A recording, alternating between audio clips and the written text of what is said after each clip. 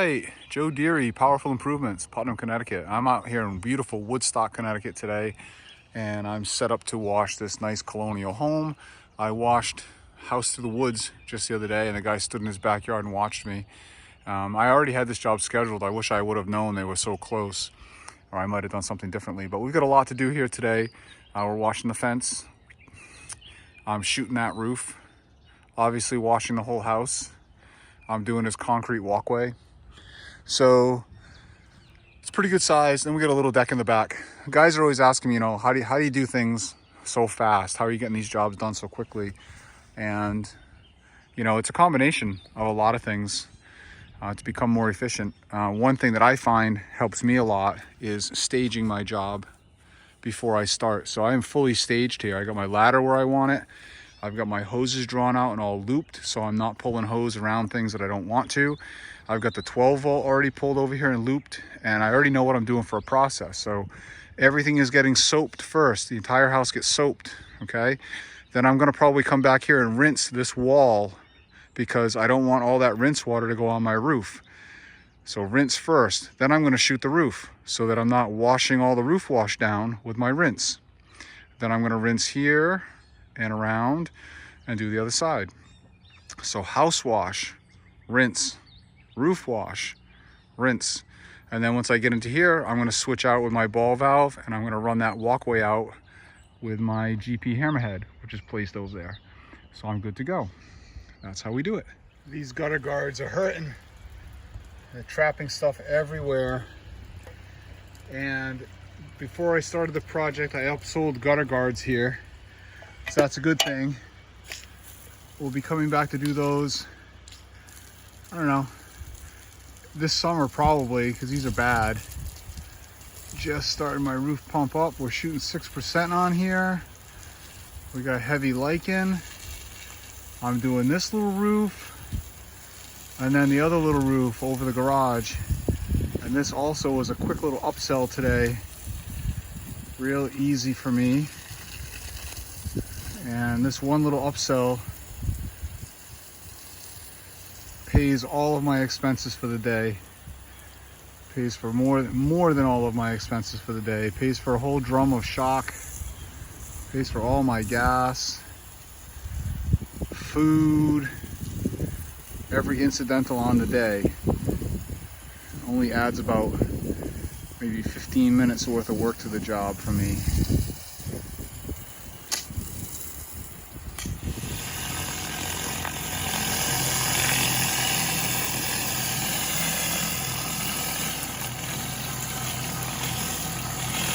Okay, this project's all done. I did both end roofs and washed the entire house. I did the fence on both sides. I did a deck in the back. I did a pool deck in the back.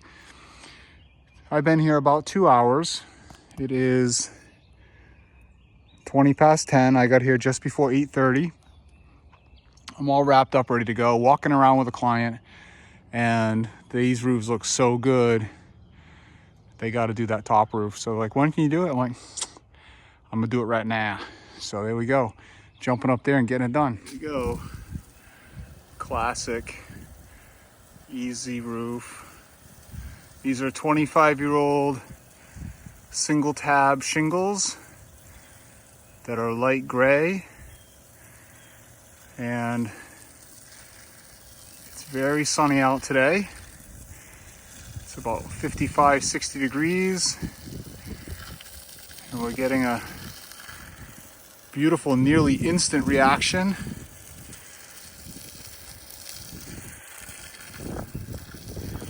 .6% on the dial with the 5.3 Everflow pumps. It's only maybe 25 feet to the corner right there. Not as far as it might seem. We got 3 turns on the soap dial with the Midwest proportioner, which I love. I have no problem with it. Second season with no issues. Eliminator soap in my soap tank. Very thin.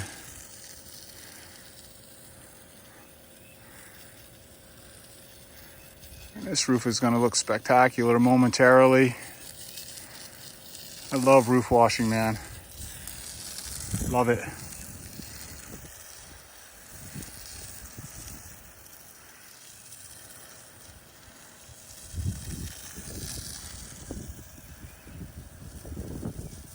All right, there you go.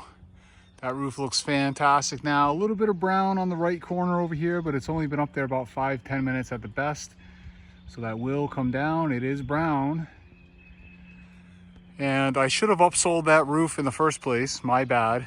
But in the end, it sold itself. And it didn't take me very long. Still only 10:40. I just got my water hose to wrap up and I'm out. Okay, I'm set up on the next project of the day. We got a few bees up here. And I'm on the gutter line and I'm uninstalling these dried out plastic gutter guards. I hate these things. And this gutter is filled with mud, which is what I anticipated. Whenever I get a call for gutter cleaning that has gutter guards, most of the time when I get a call for gutter cleaning with gutter guards, I tell them that I have to remove the old guards and I will not be reinstalling them because inevitably they're these junk plastic ones and they break. And that I'd be happy to reinstall new metal gutter guards, which are the ones I do from Lowe's. And that's what we're doing here today. So I'm going to remove this whole run, flush this whole gutter out with a hose, make sure it's perfectly clean. And then we're going to come back in and install the metal guards momentarily. All right, now we flush them out. They're perfectly clean. I may have to do one more ladder placement about in the middle to get everything perfectly clean. Oh, that's beautiful. Nice reset. Okay. These are the guards that I like to install. Merrimax metal mesh covers. They used to sell them in boxes of 50. Now they're selling them in boxes of 20. They're like $4 per guard. Each one has a plastic UPC label on it. Sticker, you need to take them off. So they look like individually. They have a little notch in them, so that when you fit them together, they create, this is why I like these so much. One overlaps the other. Like that. So it creates like a little bit of a beam and you don't get that compromise. Typical gutter guards fit like this and then one breaks down and you get that kind of thing happening. I can't stand that. These go together like that and you've got a rigid beam. They also go to the end of the gutter. I'll show you guys when we get up there. And they go into the shingle and they make a really nice ramp for things to fall right off of. I find that these coarse mesh screens work the best because they do let the fine debris go in, but they also allow it to dry and flush out. So what happens with the plastic ones that have the fine screen is I think they act more like a Tupperware lid, where they're letting the very fine organics in and then steaming it and keeping it wet all the time and creating mud and terrarium.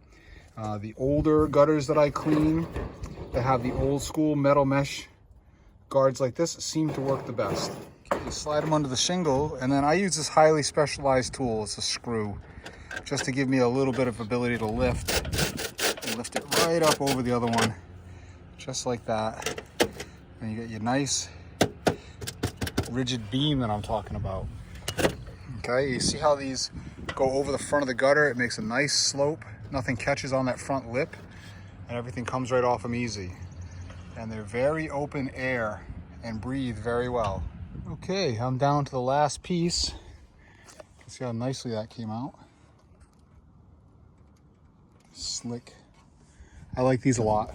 In case you didn't hear that part. I really like these. I like installing them. It's easy to do. They're metal. Makes me happy. So I always start at the far end from the downspout so that my oddly sized piece is always the last piece that goes over the downspout. Because if you have a clog at any point, this is the one you want to remove to free up the boogie there, okay? So it's pretty simple. You just eyeball it right? And cut it. See, I got my official tool belt. So see, I'm actually a real contractor now because I'm wearing a tool belt. So it's official. That's why I get paid the big money. And I got these nice Lennox cutters from Lowe's. Okay, and we're gonna cut it to fit. All right, and there you go. Last piece. I round over the ends a little tiny bit just to try to prevent any debris from coming in the end. All right, and I charge roughly, most cases, $15 a foot to remove guards, install new guards, clean the gutters and flush them. So this process here today was quoted at $15 a foot. I estimated without coming out here that this was 40 feet. Okay, it wound up being like 43, so I'm short a foot or two, but if you do the math on 40 times 15, that's $600 a side, guards included, disposal, removal, cleanup, etc. So that's kind of what we call the I don't want to do it price, but people keep having me do it, so I don't feel bad.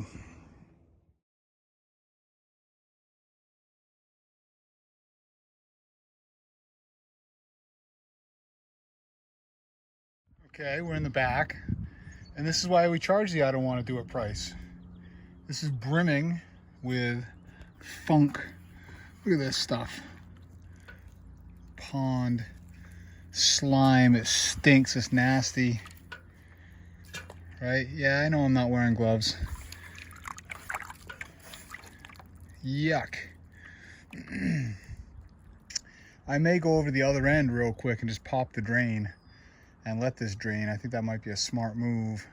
Then come back this side.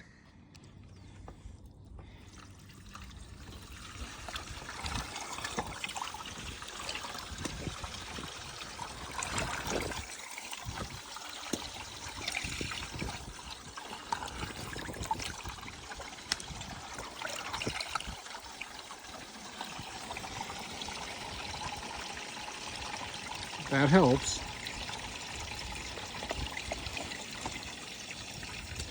Okay, and that's the end of the backside. Round it off a little bit on the edge. Fits real nice. That would come off nice and easy if it needed to. And there you go.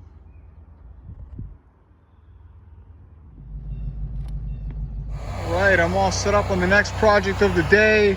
I got this nice little Cape style house, and I upsold this concrete pad.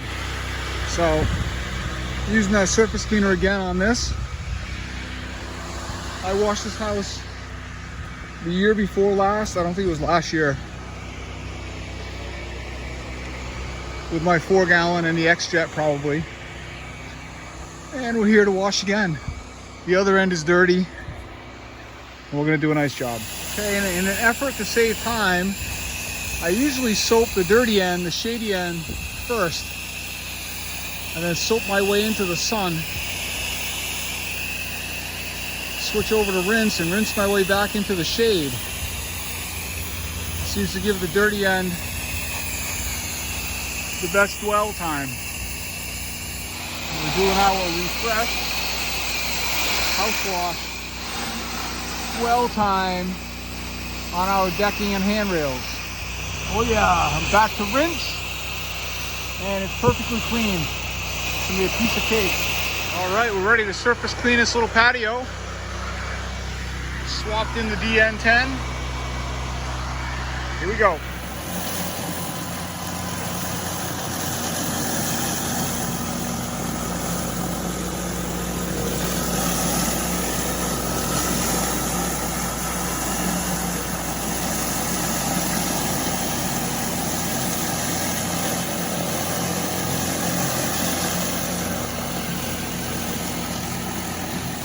So clean, artistically stamped. The highs and lows that you see are some type of dye they put on these things. But I'm all done wrapping it up. I want to show you guys that are curious how much soap we use for the day. This is a 50-gallon tank, okay, and I fill it nearly full, so I'd say it's probably 48 gallons to start. And there's a good 20 or so left in the tank right there. So I used about between maybe 27, 28 gallons on the day, and the majority of that was on that roof wash, house wash. That particular property was very dirty. I used most of my soap there, probably a good 23 gallons there. So anyway, that's it. Catch you guys tomorrow.